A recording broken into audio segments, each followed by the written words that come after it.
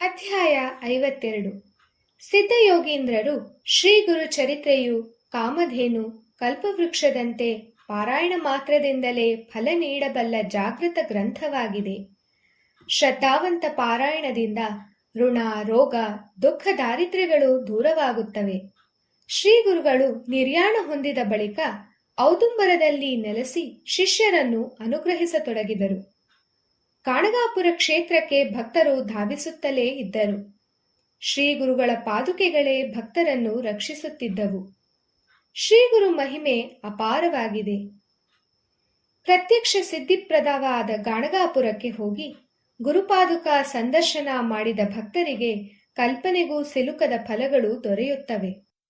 ಹೀಗೆ ಗುರುಮಹಿಮೆ, ಕ್ಷೇತ್ರ ದರ್ಶನ, ಗುರುಚರಿತ್ರೆ ಪಾರಾಯಣ ಅಭೀಷ್ಟದಾಯಕವಾಗಿವೆ ಎಂದು ನಾಮಧಾರಕನಿಗೆ ಸಿದ್ಧಯೋಗೀಶ್ವರರು ತಿಳಿಸಿದರು ಎಂಬಲ್ಲಿಗೆ ಶ್ರೀ ಗುರುಚರಿತ್ರೆಯ 52ನೇ ಅಧ್ಯಾಯವು ಸಂಪೂರ್ಣವಾಯಿತು.